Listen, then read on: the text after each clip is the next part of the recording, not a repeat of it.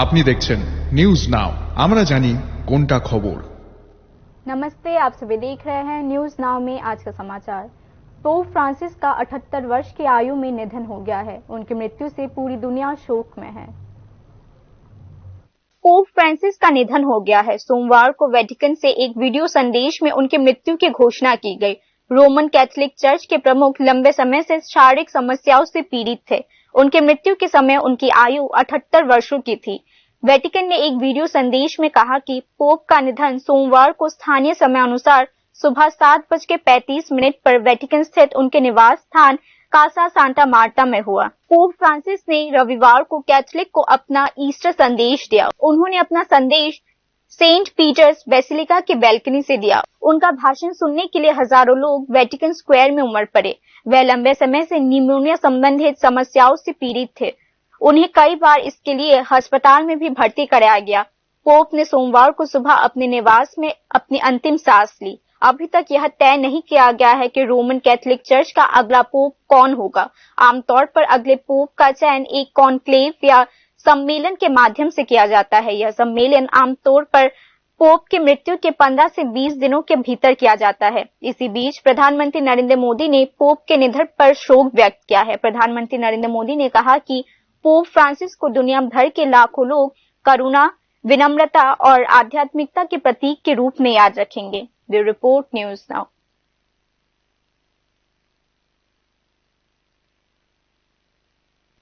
प्रधानमंत्री नरेंद्र मोदी ने civil service day के अवसर पर आयोजित कार्यक्रम में कहा, सरकारी कर्मचारियों को गरीबों और आम आदमी की समस्याओं के प्रति संवेदनशील होना चाहिए।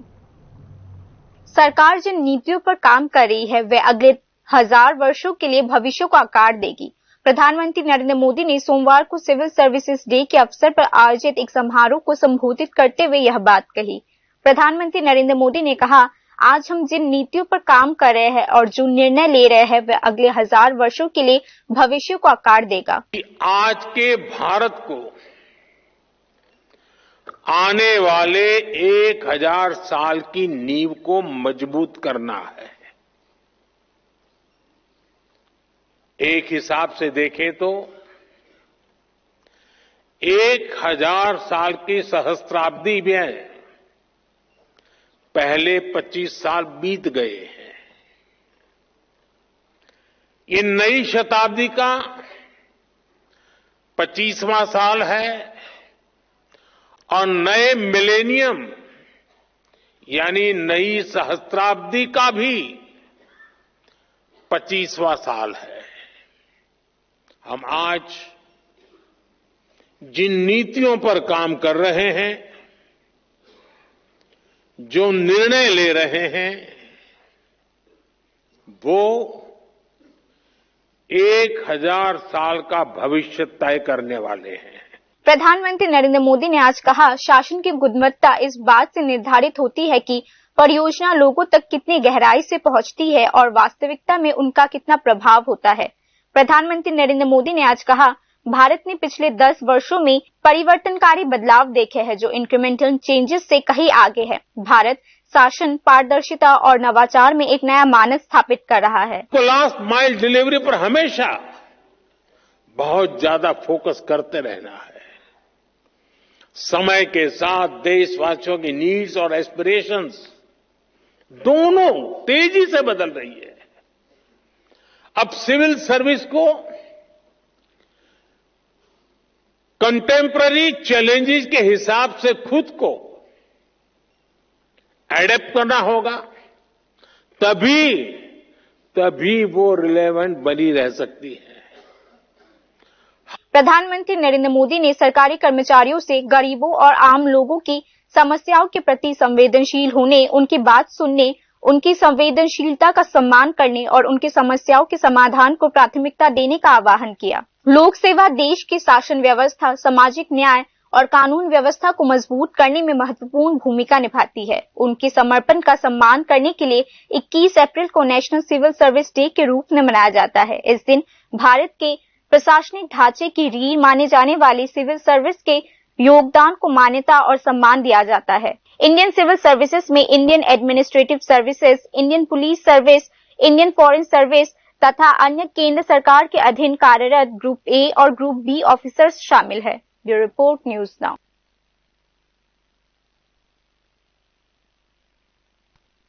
पीएम एक्सीलेंस अवार्ड 2024 से सम्मानित किया गया।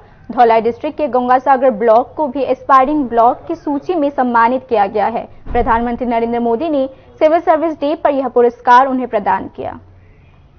त्रिपुरा के गोमती डिस्ट्रिक्ट को जिला के समग्र विकास के लिए प्रतिष्ठित पीएम एक्सीलेंस अवार्ड 2024 से सम्मानित किया गया है। गोमती डिस्ट्रिक्ट के डिस्ट्रिक्ट मजिस्ट्रेट और कलेक्टर तारिक कांटी चाकमा ने सोमवार को न्यू दिल्ली में सिविल सर्विस डे के अवसर पर आयोजित एक समारोह में प्रधानमंत्री नरेंद्र मोदी से जिला के समग्र विकास श्रेणी में पुरस्कार प्राप्त किया।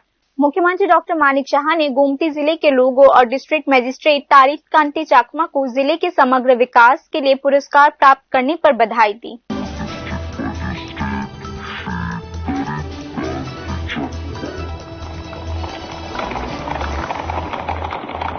यह प्रतिष्ठित PM excellence award public administration में उत्कृष्टता के क्षेत्र में आम नागरिकों के कल्याण के लिए केंद्र और राज्य सरकारों और जिला और एजेंसीज द्वारा कार्यान्वित किए गए असाधारण और अभिन्न कार्यों को मान्यता देने के लिए शुरू किया गया है। प्राइम मिनिस्टर एक्सीलेंस अवार्ड 3 श्रेणियों में दिया जाता है: डिस्ट्रिक्ट के holistic development, ambitious block programs और innovation.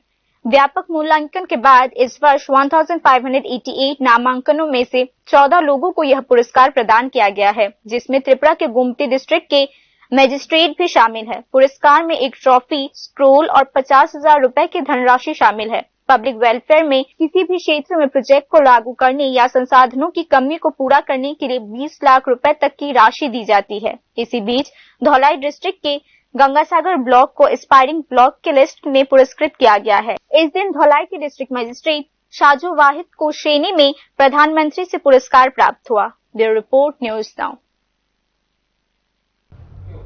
Medicine boxes, saline, injection पानी में तैरते हुए देखे। यह दृश्य सोमवार को बिलोनिया उपजिला हॉस्पिटल में देखा गया, जहां सुबह बारिश होने के कारण हॉस्पिटल के बेसमेंट में पानी घुस गया और लाखों रुपए की सरकारी दवाइयां बारिश के पानी में बह गई। हॉस्पिटल एडमिनिस्ट्रेशन इस बात का कोई भी जवाब नहीं दे सका है कि बारिश के दौरान हॉस्पिटल बेसमेंट में दवाइयों का स्टॉक क्यों रखा गया था। संबंधित क्षेत्र के आम जनता ने हॉस्पिटल प्रशासन की ऐसी गतिविधियों को देखते हुए प्रशासनिक कार्यवाही की मांग भी की है।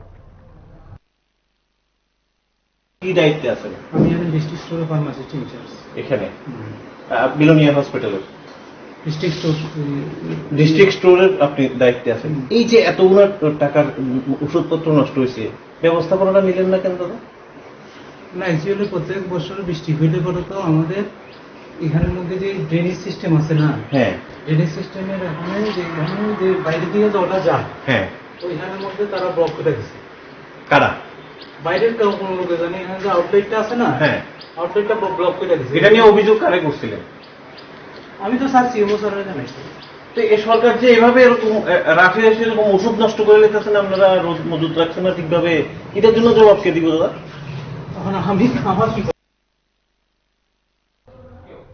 पिछले 7 वर्षों में आंगनवाड़ी केंद्र में बच्चों के रजिस्ट्रेशन 16.41% कम हो गए हैं। यह सरकारी आंकड़े child and maternal welfare projects पर सवाल खड़ा कर रहे हैं। पिछले 3 वर्षों में लगभग 8% बच्चे आंगनवाड़ी केंद्र पर पढ़ाई छोड़ चुके हैं। राज्य सरकार ने ताजा आंकड़ों में इसकी घोषणा की। इतना ही नहीं, पिछले 7-8 वर्षों में राज्य के आंगनवाड़ी केंद्रों में नामांकित बच्चों की संख्या में करीब 55,000 की कमी आई है। राज्य सरकार द्वारा उपलब्ध कराई गई नवीनतम जानकारी के अनुसार वित्तीय वर्ष 2022-23 में 3,02,599 बच्चों के नाम आंगनवाड़ी केंद्रों में पंजीकृत थे। वित्तीय वर्ष 2023-24 में यह घटकर 2,95,000 रह गई है। वित्तीय वर्ष 2024-25 में आंगनवाड़ी केंद्रों में नामांकित बच्चों की संख्या घटकर 2,79,000 हो गई है। पिछले 3 वर्षों में आंगनवाड़ियों में बच्चों की संख्या में लगातार गिरावट आई है।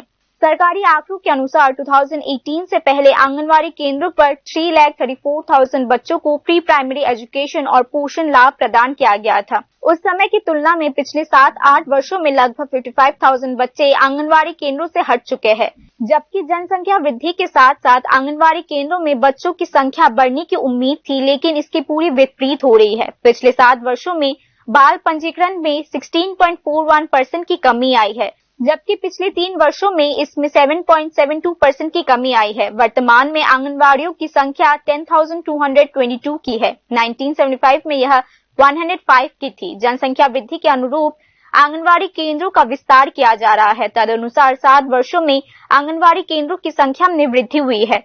यह एक वांछनीय और स्वाभाविक विचार है कि जैसे जैसे केंद्र बढ़ेंगे बच्चों की संख्या भी बढ़ेगी, लेकिन इसकी बिल्कुल विपरीत हो रहा है। हालांकि सरकार आंगनवाड़ी केंद्रों की संख्या बढ़ाने का दावा कर रही है, लेकिन जानकार सूत्रों के अनुसार बच्चों के नामांकन घटती दर को देखते हुए परिचालन संबंधित कमियां, देखभाल की कमी, सरकारी सहायता की कमी और भ्रष्टाचार की ओर यह इशारा कर रहा है। वर्तमान में 154 आंगनवाड़ी केंद्रों में आंगनवाड़ी कार्यकर्ताओं के पद रिक्त है। 182 केंद्रों पर कोई आंगनवाड़ी सहायिका नहीं है। समग्र स्थिति में यह statistical census child and maternal welfare project में सरकार की सफलता पर प्रश्न उठा रहे हैं। Bureau report, news now. बिजली कटौती के कारण सोमवार सुबह से ख्वाई डिस्ट्रिक्ट हॉस्पिटल में डायलिसिस सर्विसेज स्थगित कर दी गई है। इससे पेशेंट्स के परिजनों ने रोष व्यक्त किया है। संबंधित लोगों के अनुसार बिजली की कमी के कारण डायलिसिस मशीन काम नहीं कर पाती है, जिसके कारण अक्सर डायलिसिस सर्विसेज बंद रहती है। डायलिसिस करने लगे सकाल 7টার সময় আইছি, এখন পর্যন্ত পাওয়ার নাই।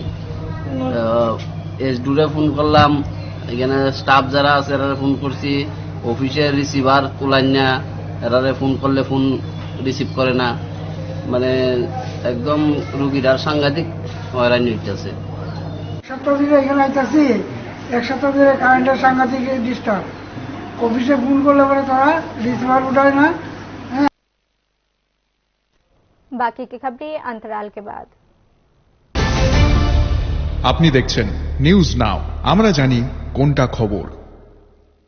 প্রথম আলো এলো শুদ্ধ সকাল, শুদ্ধ সলিলে আজ বাজালো ত্রিতাল, মন্দিরে শুদ্ধ পূজার ধ্বনি, অগ্নি শুদ্ধ হলো এ সিঞ্জিনী, পরিণীতা নারী তুমি অনুপমা, শুদ্ধ সোনায় সাজো হে নিরুপমা। শুদ্ধতার স্বর্ণ মন্দির, কালিকা জুয়েলার্স, আগরতলা।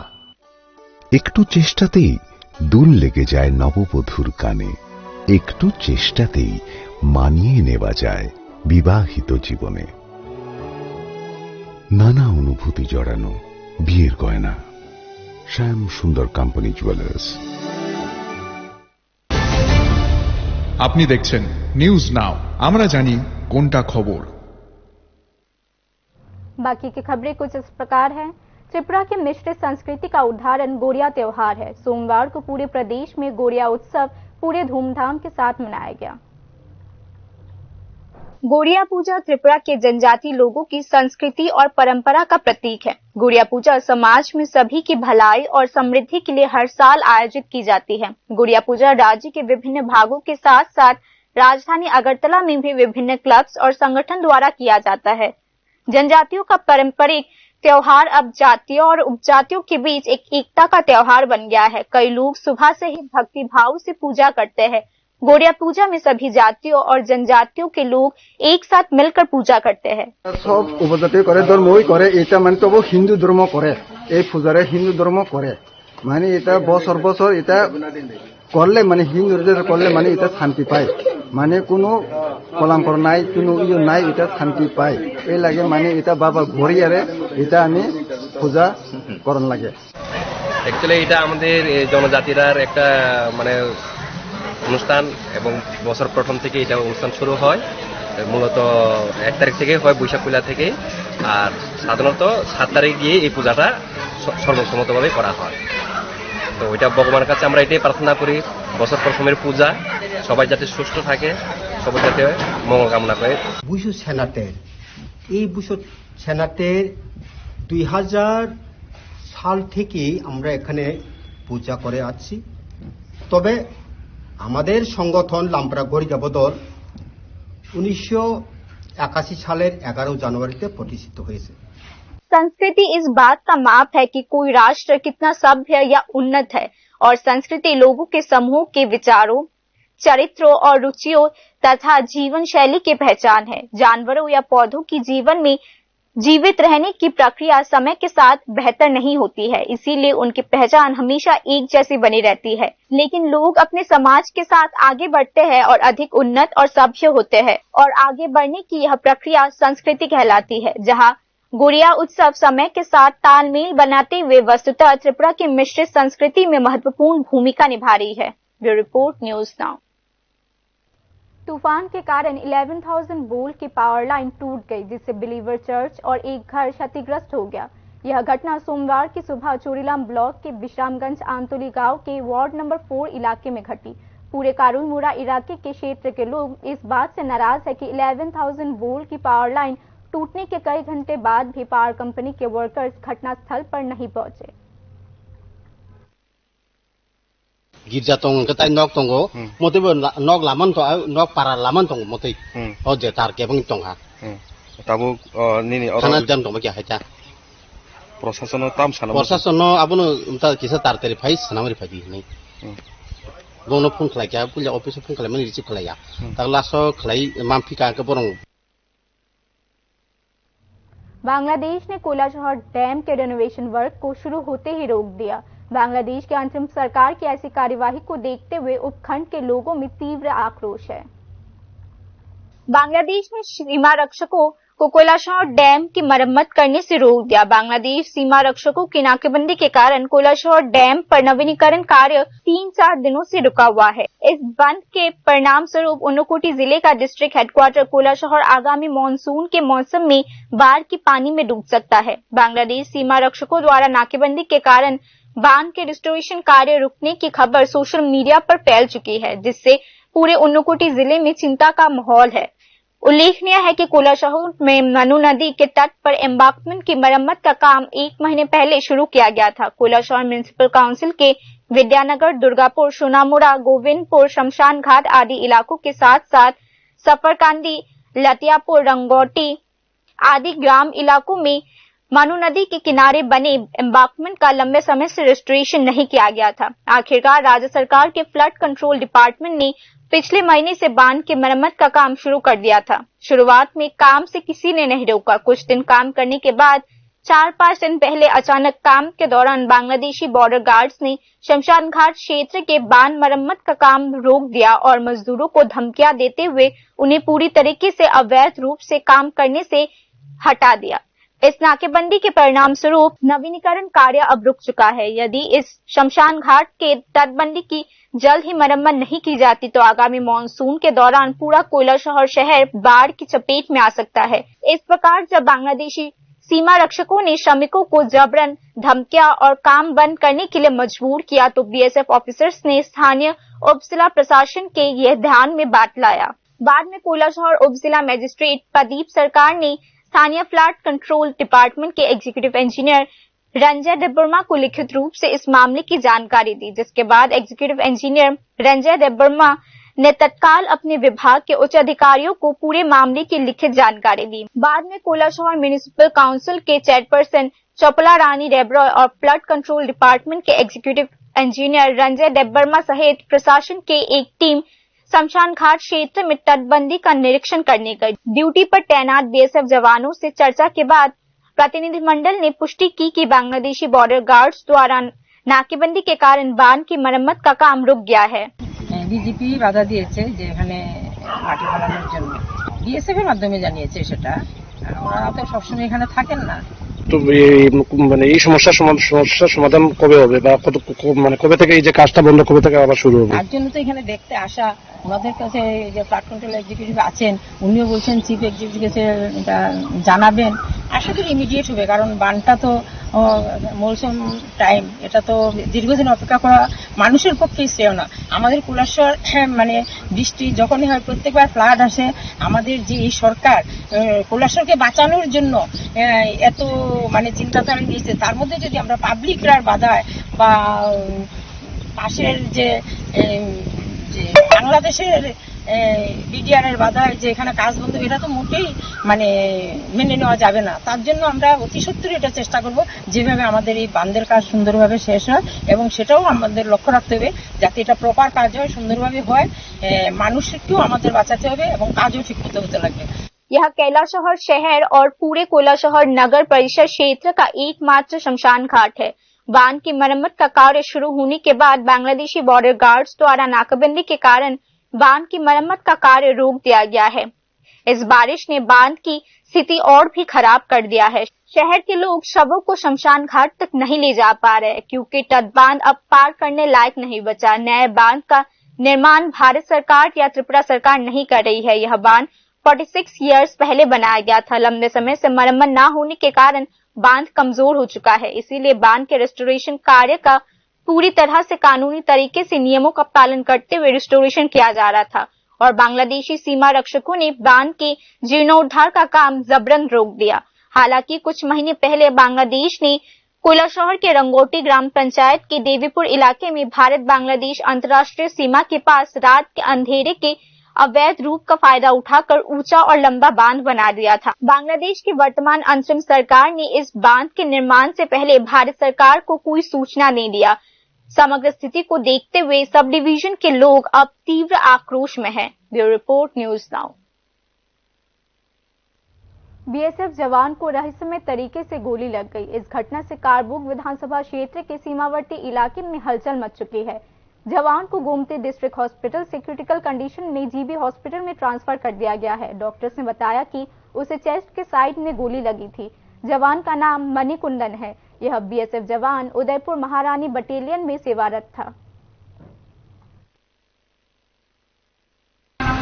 नाम ছিল মণিকুন্দন, ওনার গানশট ইনজুরি, নিজে চেস্টে মেরেছে গুলি, ওরা যা বললো। এখন আমরা এখানে ট্রিটমেন্ট দিয়ে নিউমোথোরাক্স এসছে, সিটি স্ক্যান করিয়েছি। এখন বেটার ম্যানেজমেন্টের জন্য আমরা আগরতলা জিবি হাসপাতালে পাঠিয়েছি। ম্যাম কোথায় থেকে আনা হয়েছে? बाकी की न्यूज अपडेट्स के लिए देखते रहे न्यूज नाउ। शुभ रात्रि।